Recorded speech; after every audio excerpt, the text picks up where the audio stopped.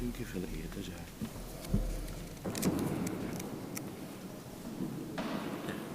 والبدو من هناك من الدنيا مرة تسوى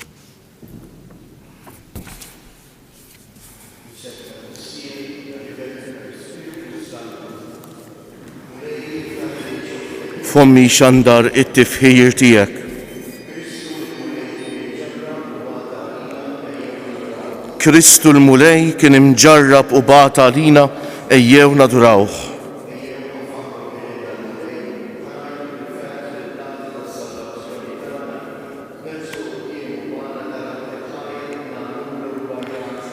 كريستو المولاي كان مجرب وبعت علينا اياه ندراوه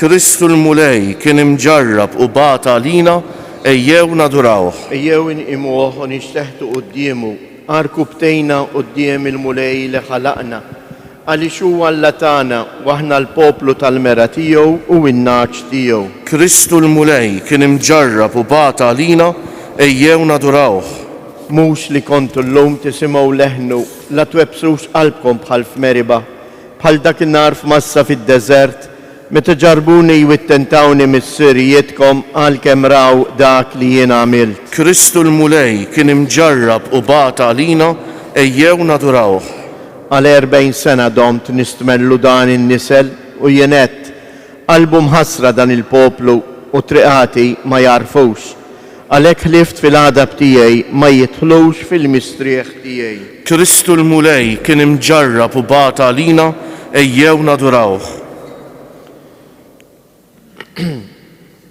جلوريا للمسير لللبن وللسبيرتو سانتو كيف كان من البدو لسه وديم ويبقى ديم تديم كريستو المولاي كان مجرب وبعت علينا اياه ندراوه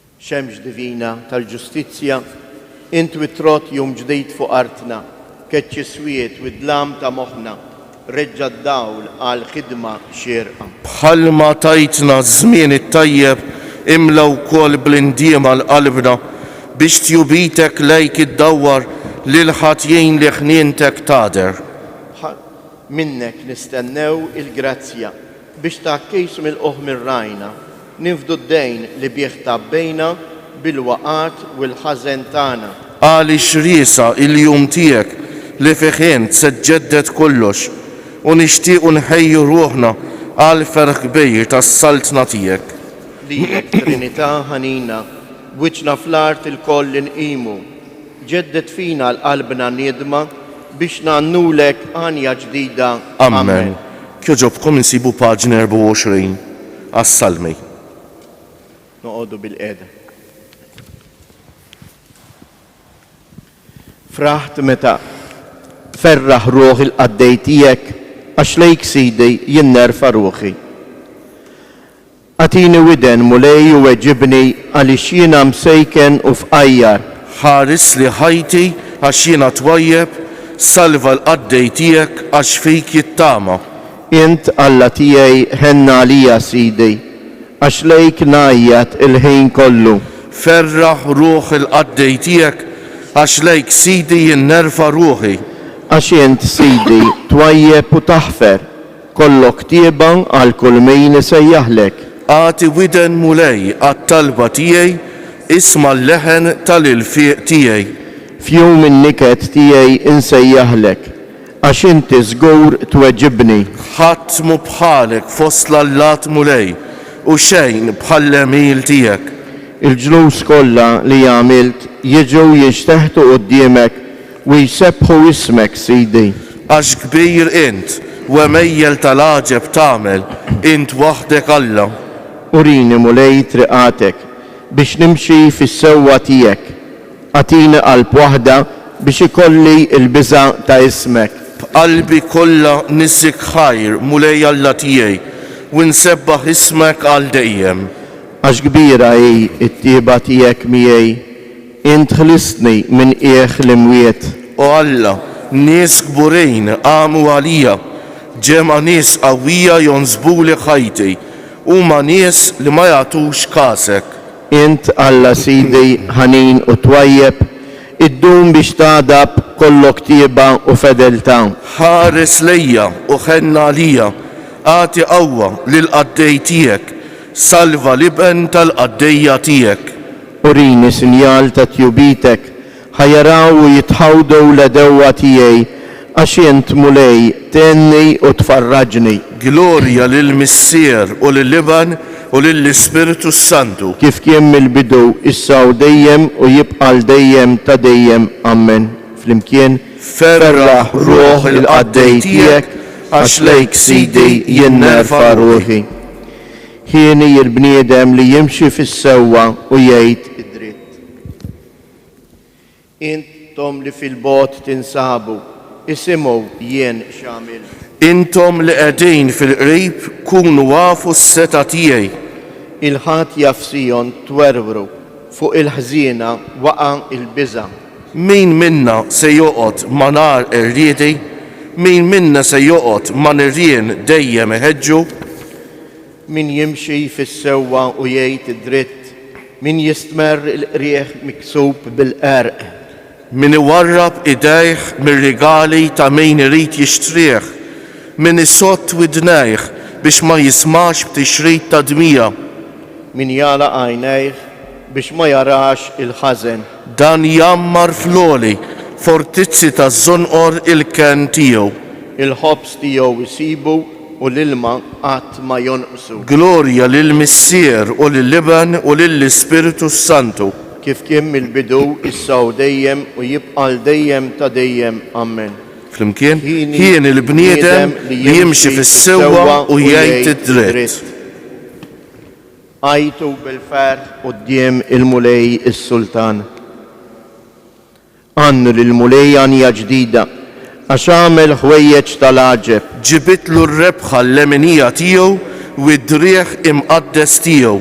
Għarra fil-mulej is-salvazzjoni tiegħu, fajnejn il-ġnus wera il-ġustizzja tiegħu. Ftakar fit-tieba u l-fedeltà tiegħu mal-poplu ta' Iżrael. L-art kollha minn tarfa l-ieħor rat is-salvazzjoni ta' Alla tagħna. Għajtu bil-ferħ lill-mulej fl-art kollha, infexxu flana, ifirħu u għannu. Għannu lill-mulej biċ-ċetra u bil-ħlewwa tal-għana.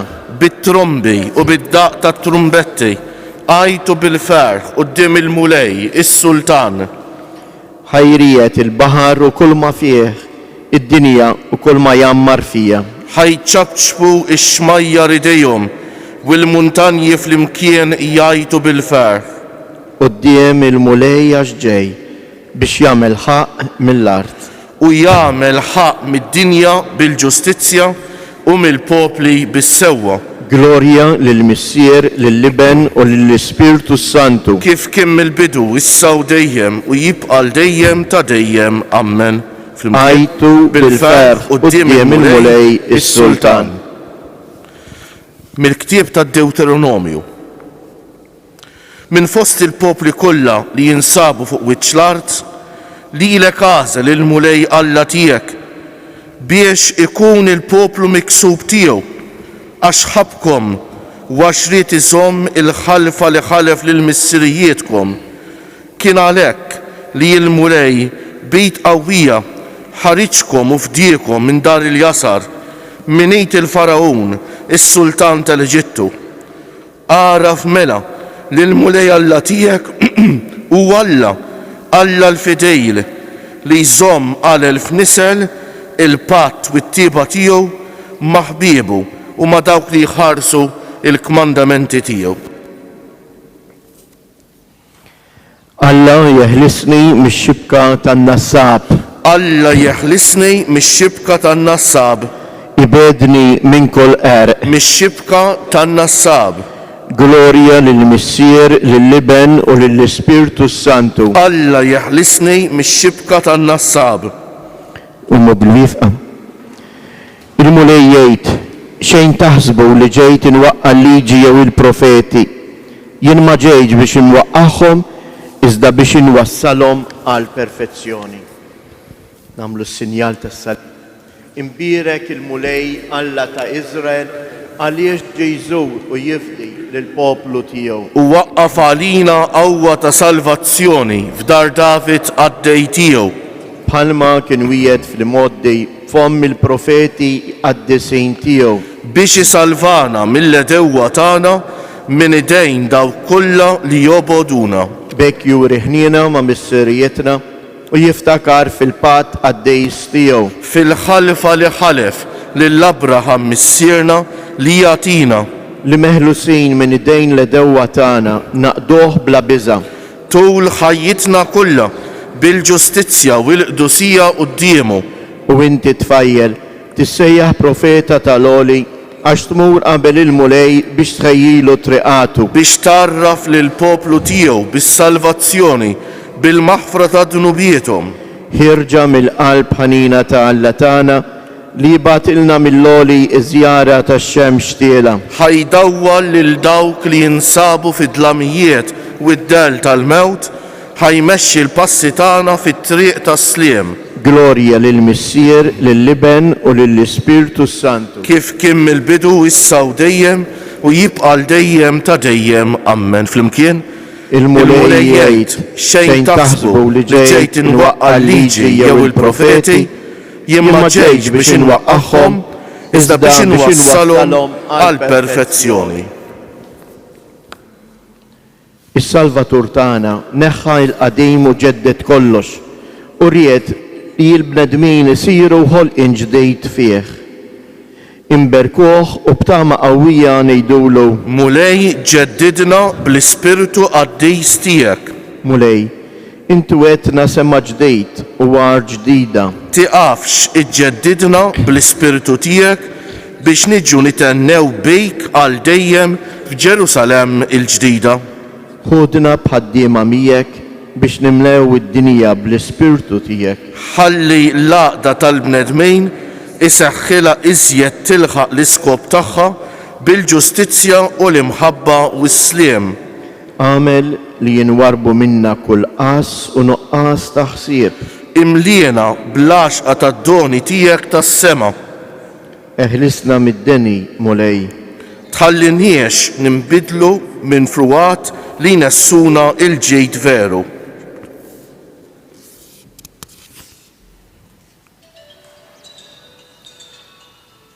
Nejdu flimkien it-talba li Marja tina s-Salvatur tagħna. Missierna li jinti fis-smawiet, jitqaddis ismek, tiġi saltnatek, ikun li trid int kif fis-sema u hekk fl-art.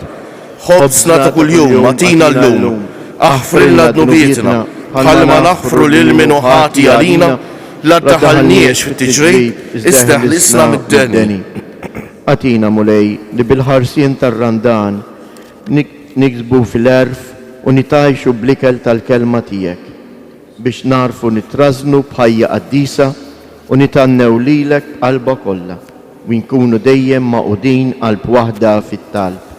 Bibnek Ġesu Kristu Sidna li huwalla u li miegħek wisaltan flimkien mal-Ispirtu Santu għal dejjem ta' dejjem. Amen.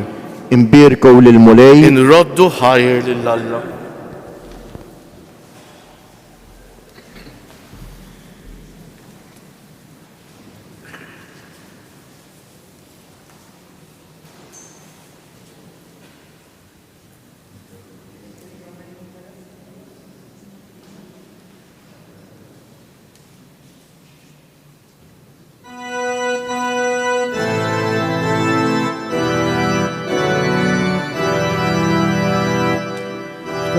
Dakar fina mulej għali xtrifna, id-dawlet tiegħek bil-faraġ tal-qlub.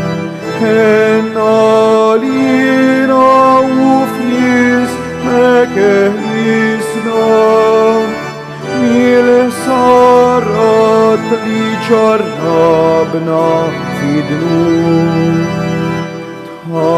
Tħallasni xomulej fuq li moddi, Kien is-salih tieħed ħawlidek dajfi. Kuna tafna mitbajja ta' ruħna sabiex nejxu għal-dejjem safni.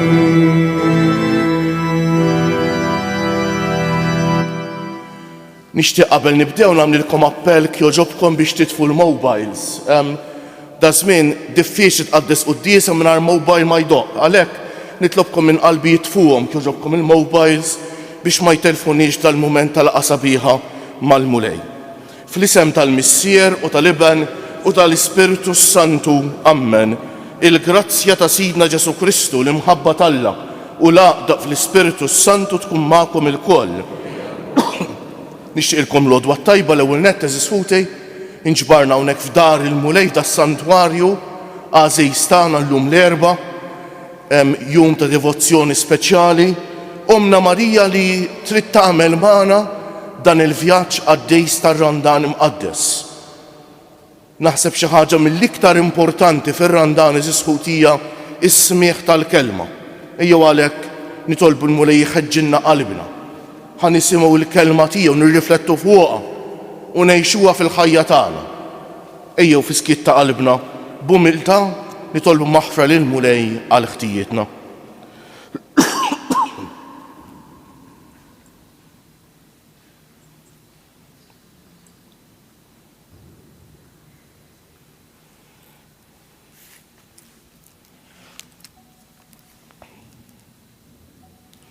Iben Alla li twelidt minn xebba u sirt ħuna mulej ħniena.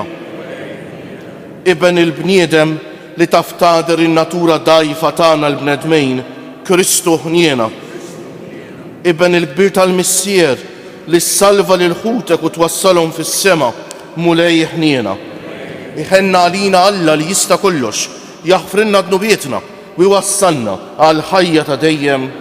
Sejrin noffru dan is-sagrifiċċju tal-quddiesa għal ruħ oħtna Mari Bonello. Nitolbu.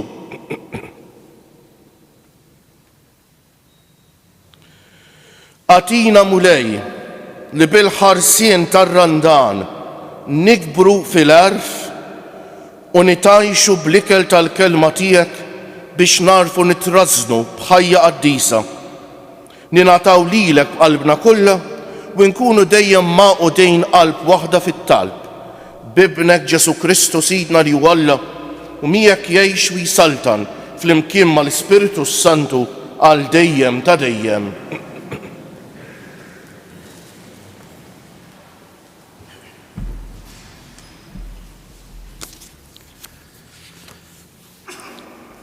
Qari mill-ktieb ta' Deuteronomju.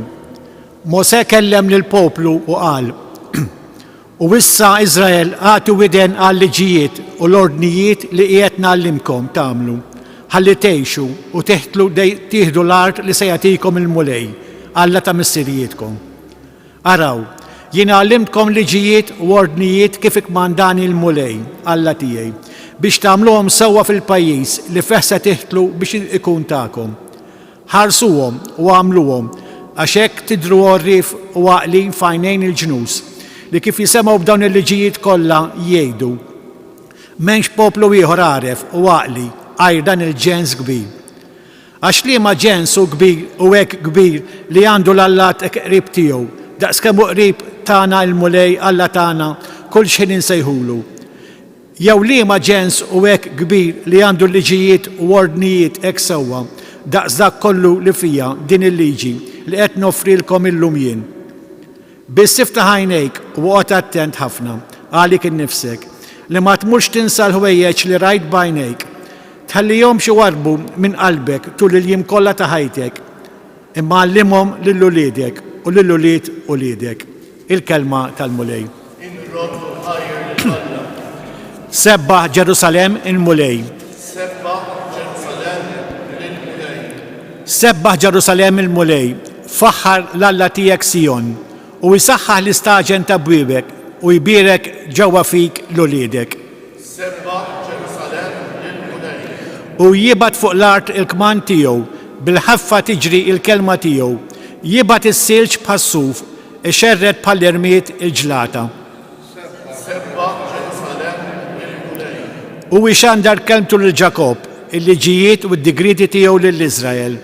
Ma għamel hekk ma' ebda poplu lil ħadd ma għaraf id-digriti tiegħu. Gloria u tifħil lilek Kristu. Gloria u tifħil lilek Kristu. Il-klim tiegħek mulej huwa spirtu u ħajja, int għandek il-klim tal-ħajja ta' dejjem. Gloria u tifħil lilek Kristu.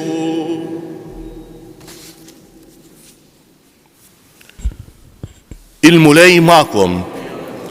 Qari mill-Evanġelju mqaddes skont San Mattew.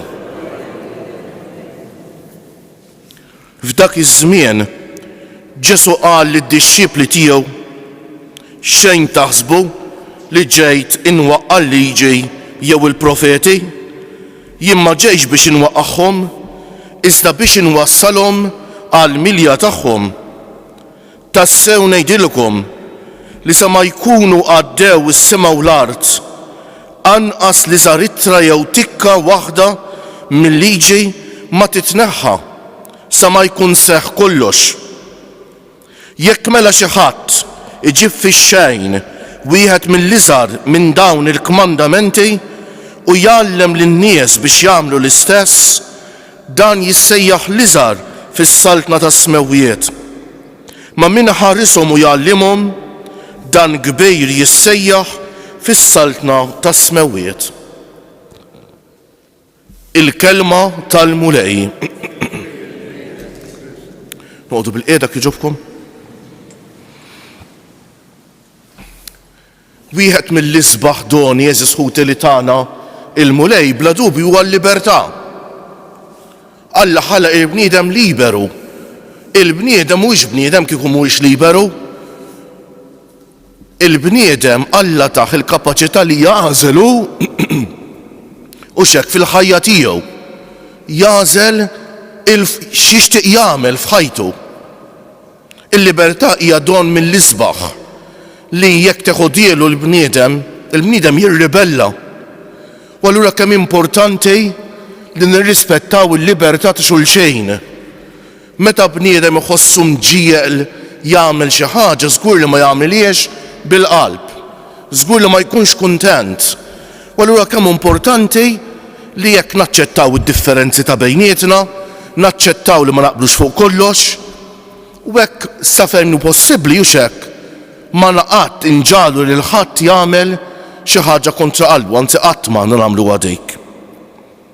Allura jekk Alla ħalaq il-bniedem liberu, eżis ħuti, x'relazzjoni hemm bejn il-libertà tagħna u l-kmandamenti? Jekk innotajtu l-qari tal-lum jitkellem ħafna fuq il-liġi ta' Alla li huma l-kmandamenti kemm fl-ewwel qari u kemm fl-Evanġelju. Bliema mod Alla li l-bniedem ħalqu liberu u imbattaħ il-kmandamenti, għaliex? Biex nifhmu din irridu nistaqsu lilna nfusna x'inhi l-libertà. Jekk tistaqsi l-iskola tfal malar jgħidulek il-libertà jfisser tagħmel li trid.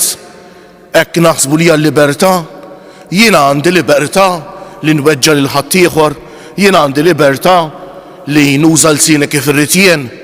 Żgur li eżis ħuti ta' Alla ma ħalaqx il-libertà biex inkissru, Alla ħal il-libertà biex nibnu. Alla ħal il-libertà biex ngħinu lil xulxejn.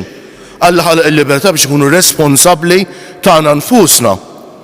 Allura biex nifhmu x'relazzjoni hemm bejn il-libertà u l-liġi tal-Alla.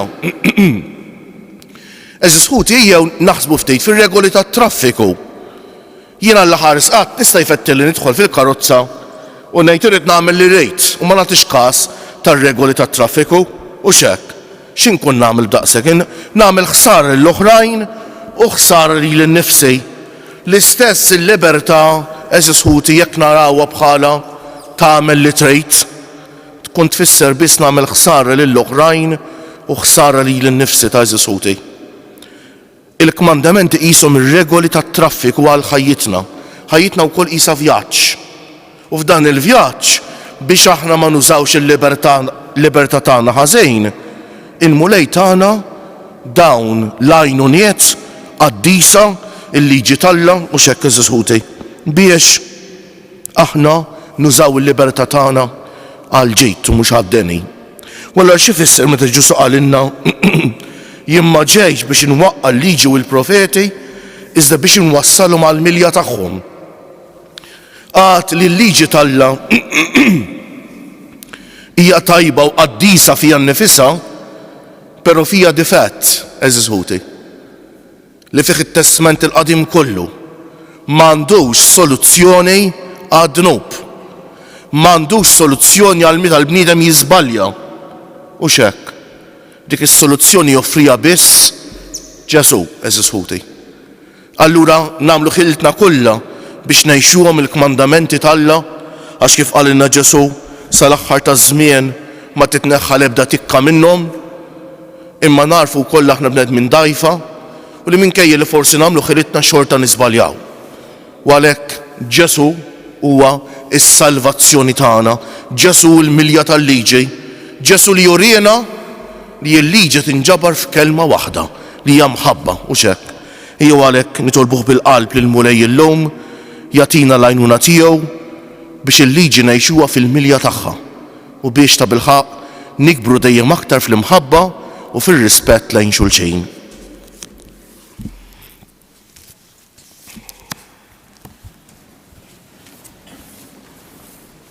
Ħuti eżies, il-kelma tal-mulej, il-kliem tal-mulej huwa spiritu ħajja u jagħtina l-kliem tal-ħajja ta' dejjem.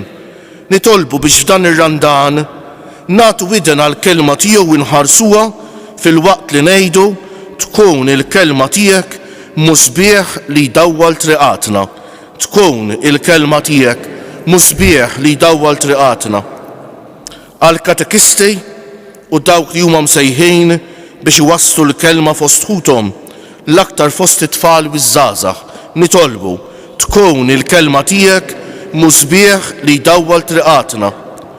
Għal min għandu awtorità biex jifhem li hu wkoll irid jagħti widen għal liġi tiegħek u jobdi l-awtorità tiegħek nitolbu tkun il-kelma tiegħek musbieħ li jdawwal triqatna. Għal min hu maħkum minn skrupli biex inħeles mill-legaliżmu li joħnoq l-ispiritu u jinfetaħ għal ħelsien tal-imħabba ta' Kristu li jirbaħ kull jasar nitolbu tkun il-kelma tiegħek musbieħ li jdawwal triqatna. Għalina biex inkunu aktar lesti biex nisimgħu il-kelma qabel ma nippretendu li nagħlmu lill-oħrajn nitolbu tkun il-kelma tiegħek musbieħ li jdawwal triqatna. Inżidu talba biex iż-żjara tal-Papa Franġisku fostna eżisħuti hekk iġġib ħafna għaqda bejnietna tressaqna lejn xulxejn, niftakru li fuq kollox aħna ħwa u x'hekk fil-missier wieħed tas-sema. Nitolbu wkoll eżisħuti biex l-Ukrajina u pajjiżi oħra fejn hemm il-gwerra eżisħuti issib il-paċi, nitolbu għal tant vittmi. Nitolbu eżisħuti biex il-mulej jibgħatilna x-xita f'dan iż-żmien u x'hekk tant importanti għax-xita u nitolbu jaħlisna mill-pandemija li tant qed iġġib ukoll tbatijiet fid-dinja kollha.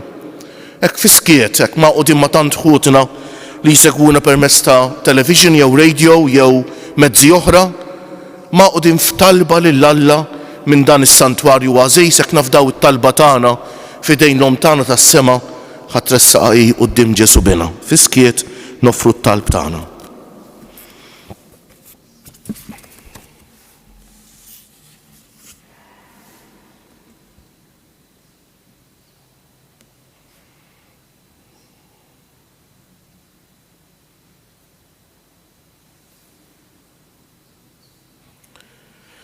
U Alla missier tagħna mexxi l-passi tagħna skont il-kelma tiegħek biex ebda denni ma jaħkem fuqna għax inti turina t-triq tal-ħajja u fid-dawl tiegħek naraw id-dawl bi Kristu Siedna.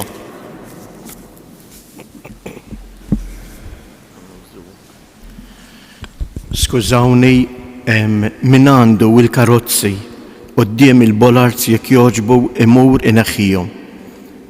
Għaliex hemm xi trakkijiet tad-dawl u xi xogħlijiet li jridu jsiru u diġà ċemplu l-pulizija. Għandkom miktub fl-art keep clear, ma għandkomx għalfejn, ilna ngħiduh dan, ma għandkomx għalfejn tpoġġu l-karozza hemmhekk. Hemm parking daqs dinja. Grazzi. Imbierek int muri Alla tal-ħolqien kollu għax fi tjubitek tajtna l-ħobs li qegħdin noffrulek frott tal-art u xogħol il-bniedem li minnu jsir għalina l-ħobs tal-ħajja.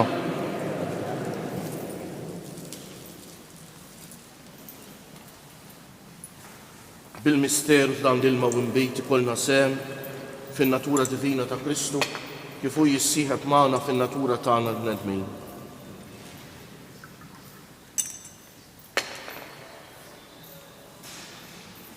Imbierek int muri Alla tal-ħolqien kollu għax fi tjubitek tajtna l-imbejt li qegħdin noffrulek frott tad-dielja u xogħol il-bniedem li minnu jsir għalina x-xorb tar-ruħ.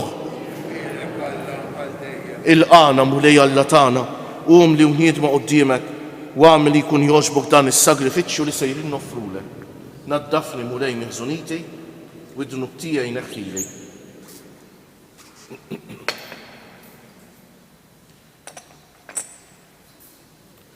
Itolbu ħuti biex is-sagrifiċċju tiegħi u tagħkom ikun jogħġob l-Alla l-Missier li jista' kollox.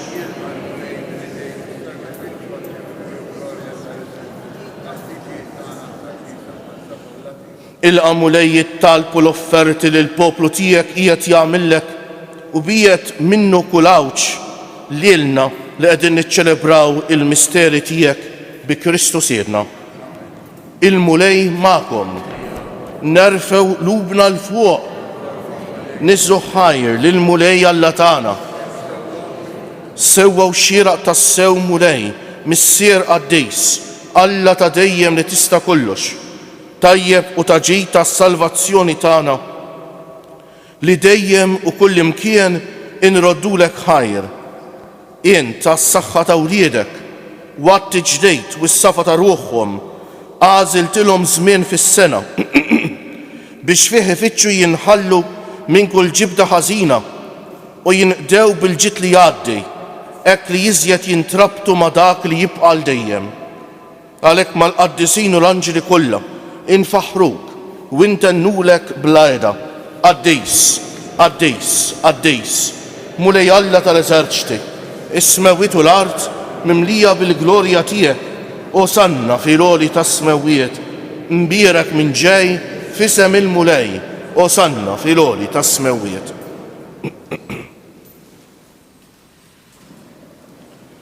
Qaddejs tas-sew int mulej, int lajn ta' kull qdusija, qaddes għalhekk nitolbuk dawn l-offerti bil-barka tal-Ispiritu tiegħek biex isiru għalina l-ġisem u d-demm ta' Sidna Ġesu Kristu li meta kien se jingħata biex minn rajh ibati ħajl ħobs, radd il-ħajr, qasam tal id-dixxipli tiegħu u qal: ħudu u kulu il-koll minn dan għax dan huwa ġismi li jingħata għalikom.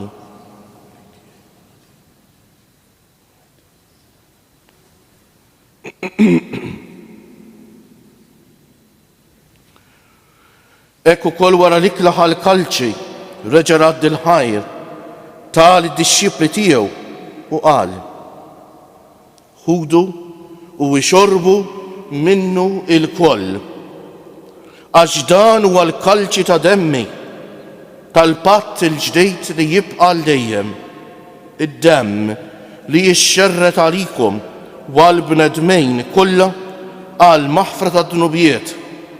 Għamlu dan b'tifkira tiegħi.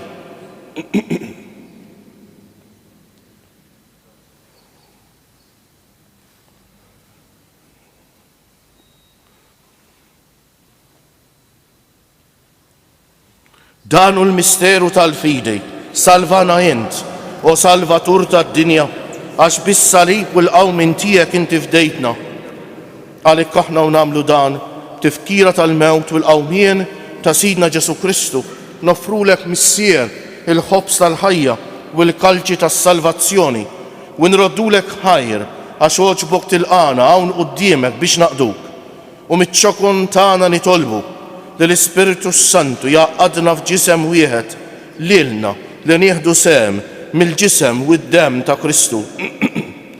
Ftakar mulej fil-Knisja tiegħek imxerda mad-dinja kollha wettaqa fl-imħabba fl-imkien mal-Papa Franġisku, mal-Isqof tagħna Anton, mal-isfijiet u l-ministri kollha tiegħek u mal-poplu kollu li inti ksibt għalik. Ftakar ukoll fħutna li raqdu bit-tama tal-qawmien, mod speċjali nitolbu llum eżis ħut jarru ħuħtna Mari Bonello. Ftakar fil-mejtin kollha, daħħalhom quddiemek fid-dawl tas-sebħ tiegħek. Ħenna għalina l-koll nitolbuk. Għati lilna wkoll il-wirt tal-ħajja ta' dejjem, flimkien mal-Verġni mqazza, Malla u tagħna Marija, mar-raġel ġust tagħha San Ġusepp, mal-Apostli u l-qaddisin kollha li jgħixu fil-ħbiberija tiegħek sa mill-bidu tad-dinja, għamel li magħhom infaħruk u nsebħuk b'Ġesu Kristu ibnek. Bi Kristu, ma' Kristu u fi Kristu jingħata lilek Alla missier li tista' kollox, flimkien mal-Ispiritu Santu, kull ġieħu glorja għal dejjem ta' dejjem. Ejjew issa nitolbu kif għallimna u ridna nagħmlu Ġesu li bentalla għas-salvazzjoni tagħna, missierna li inti fis-smewwiet jitqaddes ismek, tiġi saltnatek, ikun li trid int kif fis-sema u hekk fl-ard. Ħobżna ta' kuljum għatina llum, aħfrinna dnubietna bħalma naħfru lil minu ħati għalina. La daħalniex f'tiġrej, iżda ħlisna mid-deni. Eħlisna nitolbuk mulej minn kull deni, għatina fit-tieba u l-ħniena tiegħek il-paċi fi żmienna biex inkunu ħielsa dejjem mid-dnub u mħarsa minn kull inkwiet. Aħna u nistennew u nittamaw ilena u l-miġja tas-Salvatur tagħna Ġesu Kristu. Mulej Ġesu Kristu li jgħid l-Apostli tiegħek inħallilkom is-sliem, natikom is-sliem tiegħi, la tħaresx lejn nubietna, iżda ħares lejn il-fidi tal-Knisja tiegħek. Għatija slimu l-għaqda li jien trid fija, inti li tgħix wis-saltan għal dejjem ta' dejjem. Il-paċi tal-mulej tkun dejjem magħkom. Għatu l-paċi lil xulxejn. Il-ġisem flimkien mad-demm ta' Sidna Ġesu Kristu ikun jiswew lilna li ser nitqarbnu bihom għal ħajja ta' dejjem. Ħaruf talla li tneħħi d-nubiet tad-dinja ħenna għalina. Ħaruf talla li tneħħi d-nubiet tad-dinja ħenna għalina. Ħaruf talla li tneħħi d-nubiet tad-dinja tina l-paċi. Mulej Ġesu Kristu binalla l-ħaj bil-mewt tiegħek kif rid minnek il-missier u bil-ħidma tal-Ispiritu Santu intajt il-ħajja lid-dinja. B'dan il-ġisem u d-demm qaddis tiegħek eħlisni minn ħtijieti kollha u minn kull ħażen, żommni dejjem fidej lejn il-kmandamenti tiegħek, tħallina qatt ninferet minnek. Danu l-ħaruf talla, danu Ġesu li jneħħi d-nubiet tagħna u tad-dinja kollha. Ħen jgħin dawk li huma mistiedna għall-ikla tal-ħaruf. Mulej. Lix tidħol dik is-saqf tiegħi żdejt kemm waħda ruħi tkun fil-ġisem ta' Kristu.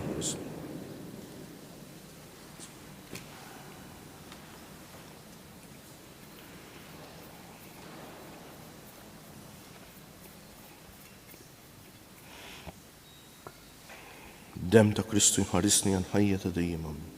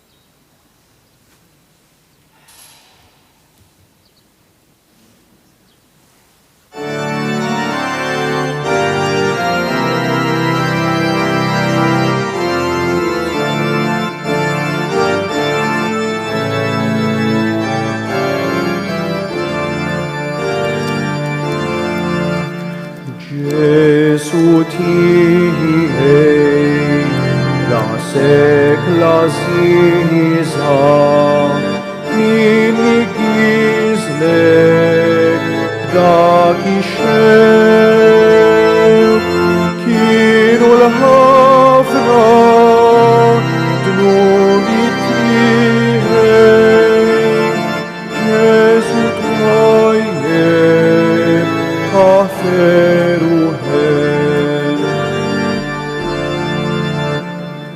Ġesu tiegħek min kellu l-ħila jerfa' ilu fuq ħaddejk kienu l-ħafna dnubi tiegħek Ġesu twajjeb ħaferu ħel Ġesu tiegħek ġismek imqaddes min blaħnina ħarsib kienu l-ħafna dnubi tiegħek Ġesu twajjeb ħaferu ħel Ġesu tiegħek min mara bilek salib ħarax fuq spallejk kienu l-ħafna dnubi tiegħek Ġesu twajjeb ħaferu ħel Ġesu tiegħek idejk minni fed f'dawk l-imsiemer tal-ħadid kienu l-ħafna dnubi tiegħek Ġesu twajjeb ħaferu ħel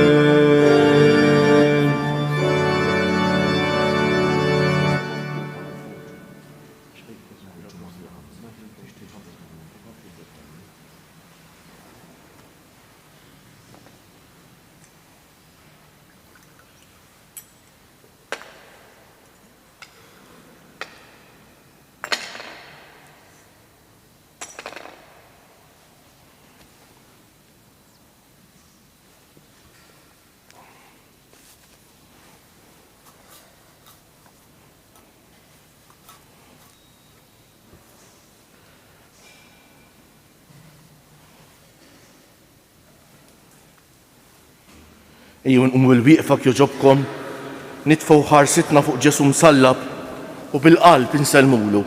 Nadurawk, o Ġesu, u nberkuk. Nadurawk, o Ġesu, u nberkuk. Nadurawk, o Ġesu, u nberkuk. Nitolbu.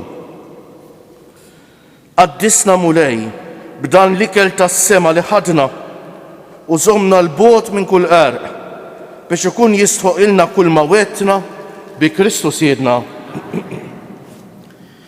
Xtieq infakkarkom u nistedinkom biex nerġgħu niltaqgħu issa l-ewwel qabel kollox tibqgħu għal ħsieb tar-Randan. Imbagħad nerġgħu niltaqgħu nhar il-ġimgħa, festa għażiża tal-Lunzjata, festa ta' tħabbira tal-Anġlu lill-Omna Marija. Għaliex propju nhar il-ġimgħa fil-5 ta' filgħaxija il-Papa sejjer jikkonsagra il-pajjiż tar-Russja u l-Ukranja lil qalb l-Ateba ta' Marija. U l-Papa talab biex l-insara mad-dinja kollha jinġabru f'Santwarju Marjani biex f'dak il-ħin stess aħna nitolbu miegħu. Iċ-ċelebrazzjoni tat-talb li se ssir hawnhekk ukoll fis-Santwarju se tkun kif xtaq il-Papa ħad tkun immexxija mill-isqof ta' kull djoċesi. U għalhekk l-isqof tagħna sejjer imexxi dan il-mument ta' talb nhar il-ġimgħa fil-5. Inħeġġitkom biex tiġu ħalli flimkien nitolbu għal paċi.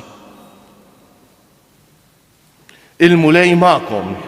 Iberikkom Alla li jista' kollox il-Missier u l-Iben u l-Ispiritu Santu. Imbierku l-mulej.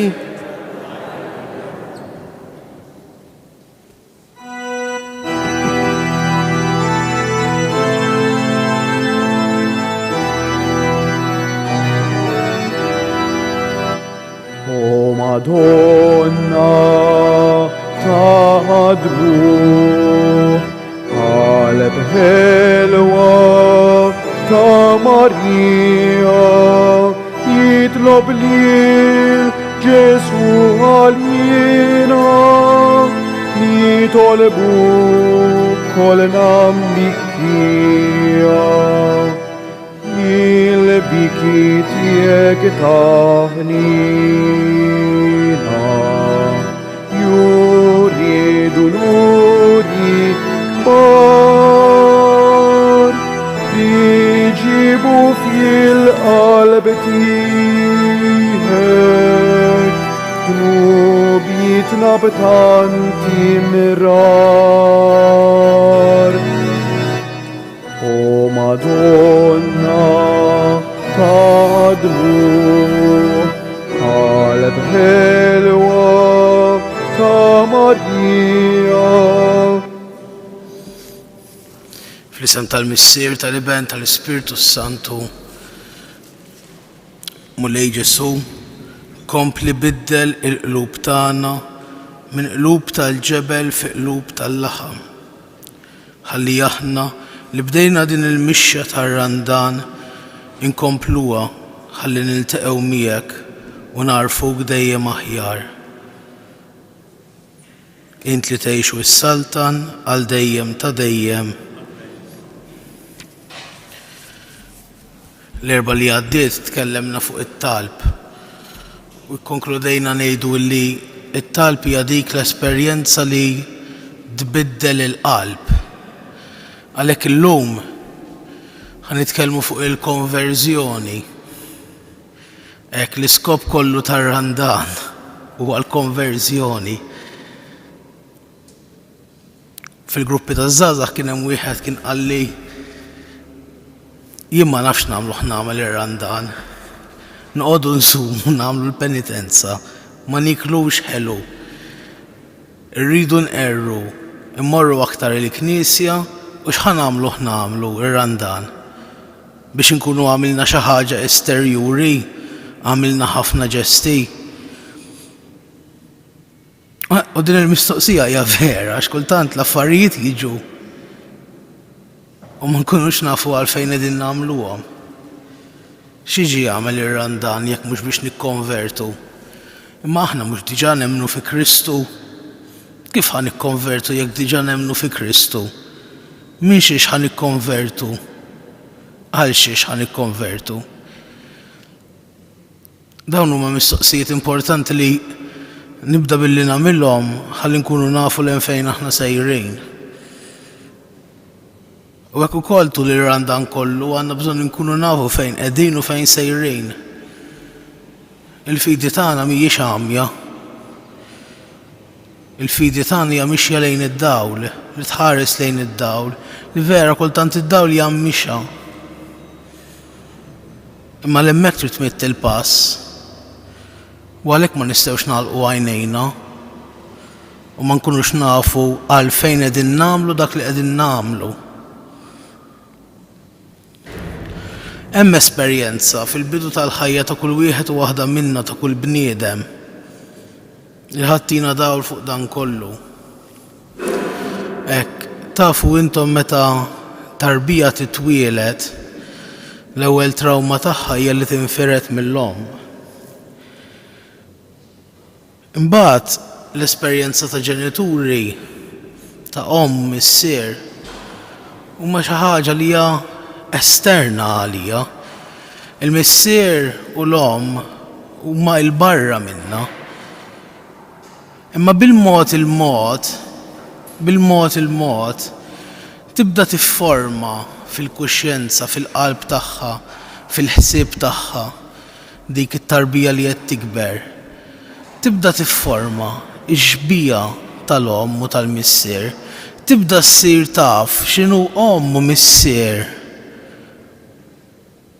Anke meta ma jkunx hemm l-omm u l-missier, l-omm u l-missier ma jibqgħux azzjoni.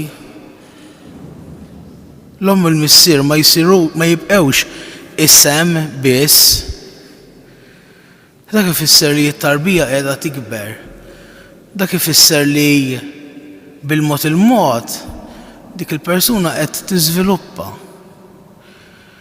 U jekk dawk il-koordinati ta' x'inhu huma omm u missier ikunu healthy, ikunu tajbin, ħajjejnuha fil-bini tar-relazzjonijiet tagħha fil-ħajja tagħha kollha kemm hi. Tibqa' taf x'inhi omm u missier. U meta tiġi bżonn l-aktar dawn il-koordinati, meta fiżikament ma jkunx għadhom hemm dawk l-omm u l-missier. Ikun hemm il-bogħod. U għalhekk trid tkun weħida. U dak ir-raġel u dik il-mara li tgħallmet permezz tal-imħabba x'inhi omm u missier, tista' taraf tkun omm u missier. Tista' taraf tibni ħbiberija. U wara li l-esperjenza ta' knisja ġrat xi ħaġa hekk ukoll. Fil-bidu Ġesu kien mad-dixxiepli, kien element estern. Kienu jarawh b'għajnejhom imissuh b'idejhom, kien ikellimhom, kien jimxi magħhom fit-triq, kien hemm irraħ jikber. Raħ jagħmel il-mirakli, staġbu. Raw ħifejjaq, ħadulu l-morda, keċċa xjaten, kultant ma fehmuhx. Dejjem kien ftit iktar minn dak li pruvaw jifhmu, minn dawk li setgħu jifhmu. Raw imut mewta traġika ħasbu li falla kollox. Raw imqajjem mill-imwiet. Raw imqajjem mill-imwiet, imma Ġesu baqa' fuq l-estern. Baqa' l-barra minnhom. Kien hemm bżonn ta' avveniment partikolari. Kien hemm bżonn ta' Pentekoste. Għalfejn? Biex dik l-esperjenza il-barra minnhom, dik l-esperjenza issir ġo fihom. Meta aħna ngħidu esperjenza spiritwali, x'aħna ngħidu? Tħammim tal-moħħ, taħbil tal-qalb, xi ħaġa psikoloġika, le qegħdin ngħidu esperjenza reali, spiritwali imma ġo fina. U minn dik l-esperjenza huma kellhom il-viżjoni, ix-xbija ta' minnu Ġesu Kristu, tal-wiċċ ta' Ġesu Kristu li issa qiegħda imnaqxa fil-qalb tagħhom permezz tal-Ispirtu Santu li jżomma ħajja. Ma setgħux jaslu għalija bil-moħħ jew sempliċement bil-qalb biex jarfu sħuħija mhux jarfuha b'mod intellettwali biex iduquha is-sħuħija tad-divinità fi Kristu. Imma li issa qiegħda mnaqxa fihom. L-konverżjoni hija meta aħna inkomplu nikbru u nibdew inħallu illi dik l-esperjenza tagħna ma' Ġesu tbidlilna il-qalb tagħna biex il-mod ta' kif narfuh, il-mod ta' kif insiru nafuh, il-mod ta' min huwa għalija u min huwa l-oħrajn permezz tiegħi ikompli jinbidel, ikompli jiġi aktar intunat ma' dak li hu verament u ma' dak mhux li sempliċement jiddependi minni. Bħalma tifhmuha illi jekk tarbija, jekk tifel, jekk raġel, jekk mara qatt ma kellha ġbija ta' missier u kif għandu jkun u kif għandu jkun ma jfissirx li hemm xi ġbija ta' perfetta, imma li qatt ma ħassitha maħbuba pereżempju, jew li kien hemm xi problema serja, tifhmu li il-qudiem b'xi mod jew ieħor ħa toħroġ dik il-weġa. Hekk ukoll jekk ix-ġbija ta' Alla fina, ċoħe jekk il-mod ta' kif aħna nħarsu lil Alla, jekk il-mod ta' kif aħna narfu lil Alla mhuwiex kif għandu jkun, aħna ħanweġġew għax maħniex ħanarfu nikbru verament lejh. Fil-Vanġelu ta' Luqa aħna għandna żewġ tipi ta' konverżjonijiet. Żewġ tipi ta' kif tista' ma tarafx lil Alla. Hemm mod evidenti il-midneb, id-dnub, it-trasgressjoni tal-liġi, li tikser il-liġi. Huwa mod evidenti ta' kif inti m'intix tfittex lil Alla, ta' kif inti stess tkun taf li inti m'intix qed issegwi, m'intix qed timxi l qudiem, m'intix qed tfittex lil Alla. Imma mbagħad hemm mod ieħor. Hemm mod aktar fin, hemm mod aktar delikat ta' kif int ikollok bżonn tikkonverti u lanqas biss taf li għandek bżonn tikkonverti. Li inti għandek bżonn timxi l qudiem, iddawwar il-ħarsa tiegħek, torjenta iktar lejn il-ħniena ta' Alla biex tħossok akkumpanjat minna biex tirċevija u ma tmitx il-pass. U għalhekk itina 3 parabboli. Itina il-parabola tan-naġa l-mitlufa, itina l-parabola ta' drakma u l-parabola magħrufa tal-iben il-ħali. Aħna ta' drakma qatt ma nirreferu għalija, għax forsi kultant nfsibuha daqsxejn diffiċli biex nifhmuha. Nifhmuha tan-naġa l-mitlufa, kien hemm naġa qiegħda mal-bqija, telqet għar-rasa, għamlet ħażin, telqet għar-rasa u ħareġ ifittixha, ħareġ jixri warajja.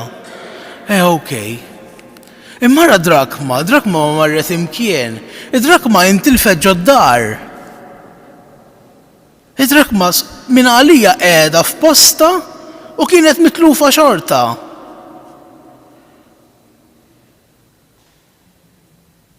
Id-drakma hija bħala l-liben il-kbir. Għaddawtu dawn iż-żewġ parabboli tiftijem il-parabola tal-liben il-ħali. Liben il-ħali huwa bħal naġa l-mitlufa. Li għax l-idea ta' missier ma kienx ċara fih. Il-missier kien xi ħadd li tużah, xi ħadd li tapprofitta minnu, xi ħadd li tinqeda bil-ġejt tiegħu. Tinqeda bil-ġejt li tak mhux biex tikber fl-imħabba tiegħek lejh, imma biex tikber fl-imħabba tiegħek lejk innifsek għall pjaċir tiegħek, għall kumdità tiegħek. Sawa qallutini kollox u telaq. U reġa' ġie, imma ma ġiex għax ikkonverta, ġie għax ħadu l-ġuħ. U ma qallux aċċettani bħala ibnek, aċċettani bħala għaddej, għax hekk kien ħajejdlu, għax ma fehm xejn. U min naħa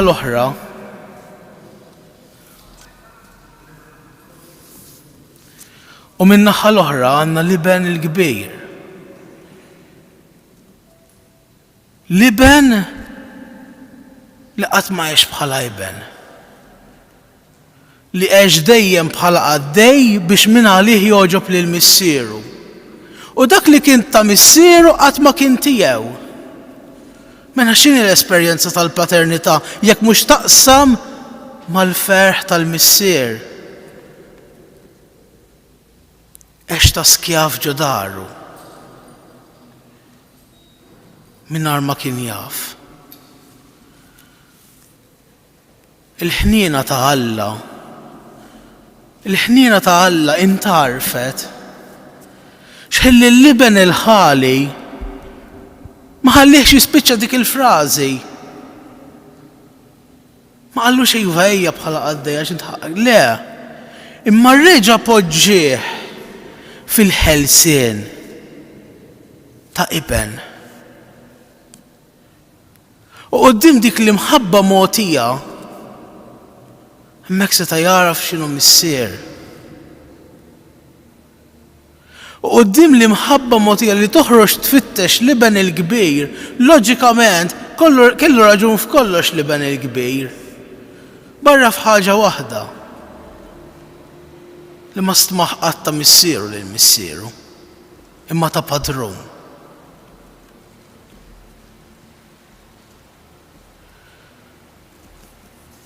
Għalhekk il-qalb tagħna trid tkompli timxi l qudiem u tikkonverti. Ħalli narfu verament imma aħna fejn aħna quddiem Alla. U dan mhux billi nagħmlu xi sforz biex nerġa' lura li għedna l-aħħar darba fit-talb, ma billi nkunu nafu nkunu flessibbli fl-idejn tal-missier. Billi nħallu l-Ġesu jerfana, joħodna fil-lukanda u ħallas, għax diġa ħallas b'demmu biex aħna hemmhekk inkomplu nfiqu. Hemmhekk il-Knisja tista' tenna, qed nirreferi għal parabola tas-Samaritan it-tajjeb. Li lajnuna qudiem dak li kien mimli ġrieħi li waqaf l-idejn tal-ħallilin u għamlu ħarba minnu, kemm il-darba jiġrilna fil-ħajja tagħna li aħna wkoll naqgħu fl-idejn tal-ħallilin. Mhux tant il-ħallilin li jisirqulna l-ġid materjali imma dak li jisriqilna l-paċi. Dak li ġelna niżbaljaw. Għax ma nibqgħux narfu ċar, ma nibqgħux naraw id-dawl, nduru fuq id-lam tagħna nfusna u nispiċċaw mitluqin emarġinati ma' ġenb it-triq. Imbagħad għaddew, għadda l-qassis u għadda l-levita. Għadda dak li għamel kollu skont il-liġi ma l-liġi x'tagħmel baqa' għaddej. Għax il-liġi li tiġi minn fuqha l-isfel bħal inkwina taqa' fuqek u tafġek. Il-liġi x'tgħidlek? Tgħidlek inti tajjeb u inti ħażin. Għadda l-levita, għadda l-kult. Il-kult x'kien jgħid? Inti pur, inti m'intix pur. Imbagħad għadda s-Samaritan. Għadda dak li Kristu uża bħala simbolu tiegħu nifsu għax ta' hekk kienu jqisuh ta' Samaritan li jiekol u jixrob għal mitembejn. Imma x'ma niżilx sempliċement bil-ġudizzju minn fuq tbaxxaw refew u ħadu miegħu. Dik hija l-ħniena ta' Alla. Għalhekk ejja tul dan ir-randan dak kollu li ngħixuh biskop wieħed li nikbru fil-nkunu konxji tal-ħniena u l-imħabba ta' Alla. Li tkompli ittina iċ-ċarezza bil-mod fl-esperjenza ta' kuljum ta' min hu Alla. Tibqa' tiftħilna l-għajnejn ta' qalbna. Tibqa' tiddisponi lir-ruħ tagħna. Ħalli aħna dak li ngħixu, dak li nagħmlu, li tisma' l-eżerċizzi, il-penitenza, is-sawm, kollu jkun bi preparazzjoni għal ħaġa waħda. Biex aħna nilqgħu verament il-ferħ tal-għid, il-kuntentizza ta' min jaraf lilu nnifsu bħala iben fl-iben tal-missier. Ikun infaħħar Ġesu Kristu.